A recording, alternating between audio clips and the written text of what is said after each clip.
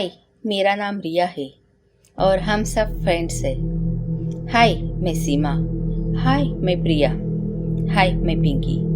और ये हमारा कॉलेज है। आज हमारा कॉलेज में फर्स्ट डे है। ओके फ्रेंड्स, कल बात करते हैं। कॉलेज शुरू होने की बेल बज गई। Okay bye. मैंने अपना मोबाइल बैग में रख दिया और हम सब क्लास की ओर चल पड़े। हमारा क्लास फर्स्ट फ्लोर पे था। हम सब सीढ़ियाँ चढ़कर सीधे क्लासरूम में आकर बैठ गए। तभी क्लास में एक लड़के की एंट्री हुई। उसे देखते ही सारी लड़कियां चिल्लाने लगी, हाय राहुल, हाय राहुल। उनमें से मेरी फ्रेंड्स भी थी। मैंने सीमा का हाथ खींचकर उसे नीचे बैठाया और पूछा, कौन है ये लड़का और तुम सब कैसे इसे जानती हो? तभी सीमा बोली, मैं कैसे जानती हूँ? अरे इसे तो पूरा शहर जानता है। ये राहुल सक्सेना है, बी ग्रुप कंपनी के मालिक का बेटा। अच्छा, तो इसमें कौन सी बड़ी बात है? तो सीमा बोली, बड़ी बात ही तो है। ये लड़का जिस भी लड़की के नसीब में होगा उसकी किस्मत चमक जाएगी। हाय, काश ये मुझे मिल जाए। मैंने उसे टोकते हुए कहा, पहले अपनी पढ़ाई पूरी करके अपने करियर के बारे में सोच। वो भी बोली, ओके दादी अम्मा। क्लास खत्म होने के बाद हम सब कैंटीन चले गए।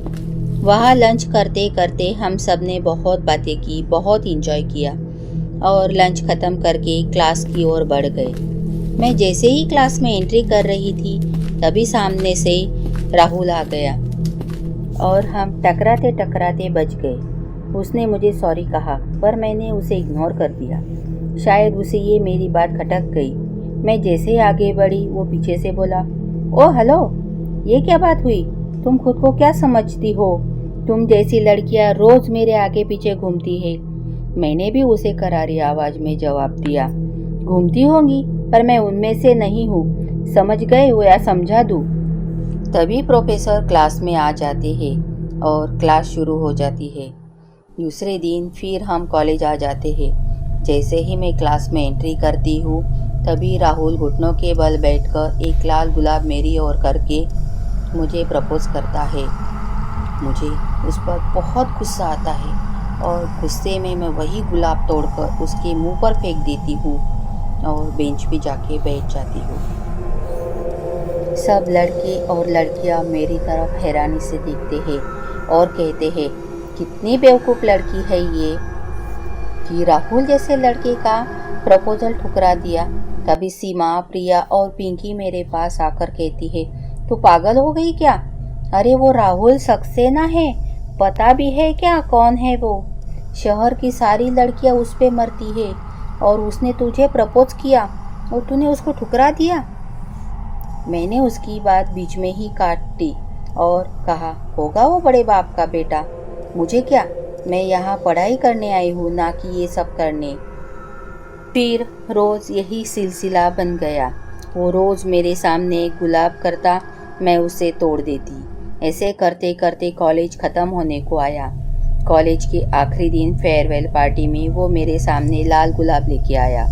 मैंने फिर से उसे तोड़कर फेंक दिया और उससे पूछा, तुम इतने सालों से थक नहीं गई ये सब करते करते? इतने सालों बाद उसने जवाब दिया, नहीं, मैं नहीं थका। मैं ये गुलाब देने का सिलसिला अंतिम सांस तक कर सकता हूँ। जिस दिन हमारी पहली बार टक्कर होते होते बच गई, मैं उसी दिन से तुम्हारा हो गया, पर तुम मुझे इग्नोर करती रही। ऐसी कौन सी बात है कि तुम मेरी तरफ देखती भी नहीं थी? मैं उसकी बात बीच में ही काट कर वहाँ से चली गई। हमारा कॉलेज ख़त्म हो गया और मेरे पापा का दूसरे शहर ट्रांसफ़र हो गया। मेरी लाइफ नॉर्मल तरीके से चल रही थी। तभी एक दिन डोरबेल बजी। मैंने दरवाज़ा खोला तो देखा सामने हर्ष खड़ा था। हर्ष मेरे पापा के फ्रेंड का बेटा था। बचपन में ही हमारी सगाई हो चुकी थी। हमारे पेरेंट्स ने तय किया था कि दोनों की पढ़ाई पूरी हो जाने पर इनकी शादी कर देंगे। हर्ष आगे की पढ़ाई करने के लिए अमेरिका चला गया और मैंने इस कॉलेज में एडमिशन ले ली। अब हर्ष लौट के आया है। उसने कहा, इसी शहर में मेरी जॉब लग गई। कंपनी की तरफ से मुझे फ्लैट, गाड़ी और अच्छी सैलरी मिल रही है। ये सब देखकर हमारे पेरेंट्स ने हमारी शादी कर दी। मैं अपने नई ज़िंदगी में बहुत खुश थी। नया घर, नया माहौल और प्यार करने वाला पति, इस सब से मैं बहर गई थी। लेकिन कहते हैं ना, खुशी को जल्दी नज़र लग जाती है। मेरे साथ भी कुछ ऐसा ही हुआ। एक दिन हर्ष बोला, आज शाम को मेरे बॉस खाने पर घर आने वाले हैं। तो मैंने घर की अच्छी से साफ सफाई करके जल्दी खाना बनाना शुरू कर दिया और तैयार होकर उनकी राह देखने लगी। तभी डोर बेल बजी। मैंने दरवाज़ा खोला तो सामने हर्ष और उसका बॉस था। हर्ष का बॉस दूसरा कोई नहीं बल्कि उसके कॉलेज का राहुल सक्सेना ही था। मैं उसे देखकर हैरान हो गई, पर वो मुझे देखकर बहुत खुश हो गया। फिर वे दोनों घर के अंदर आ गए। हर्ष ने मेरा परिचय करते हुए कहा, she is my life, my wife Riya. Rahul ने मुस्कुराते मुझे हेलो कहा। मैंने भी उसे हेलो कहा। फिर वे दोनों सोफे पर बैठकर बातें करने लगे। तब तक मैंने डाइनिंग टेबल पर खाना लगा दिया। खाना खाने के बाद राहुल हमें बाय करके फिर आऊँगा कहकर चला गया। मैं पूरी रात राहुल के बारे में सोचती रही कि आगे क्या होगा, और सोचते सोचते ही सो गई। सुबह हर्ष जल्दी ऑफिस चला गया। मैं अपने रूटीन के काम करने लग गई। तभी डोरबेल बजी। मैंने दरवाज़ा खोला तो सामने राहुल खड़ा था। मैंने दरवाजे पर ही उसे बोल दिया कि हर्ष ऑफिस चला गया है, पर राहुल ने मुझे बीच में ही टोकते हुए कहा, मैं तुमसे ही मिलने आया हूँ, और अपने हाथ का लाल गुलाब मेरे सामने कर दिया। मैंने पहले की तरह ही गुलाब को तोड़कर उसके मुंह पर फेंक दिया और कहा, मैं शादीशुदा हूँ, मेरी एक फैमिली है, मुझसे आइंदा कभी भी दोबारा मिलने की कोशिश मत करना। ये कह के मैंने दरवाज़ा लगा दिया। थोड़ी देर बाद मुझे हर्ष का फ़ोन आया कि शाम को ऑफिस से आने के बाद हमें मूवी देखने जाना है। मैं शाम को तैयार होकर बैठ गई और हर्ष की राह देखने लगी। हर्ष आते ही हम मूवी देखने चले गए। मूवी देखने के बाद हमने होटल में खाना खाया और घर लौट आए। हर्ष ने कहा, तुम ऊपर जाओ, मैं गाड़ी पार्क करके आता हूँ।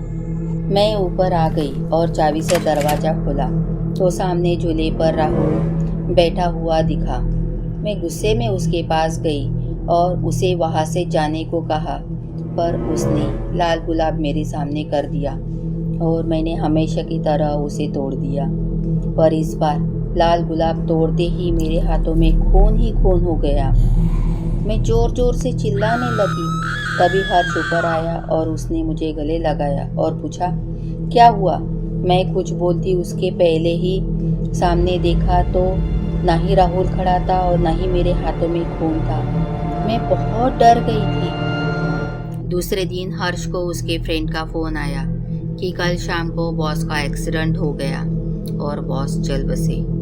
ये बात सुनकर मैं बेहोश हो गई और 2 दिन बाद मुझे होश आया तो सामने मैंने राहुल को देखा, खून भरे गुलाब के साथ, जिस गुलाब से खून टपक रहा था।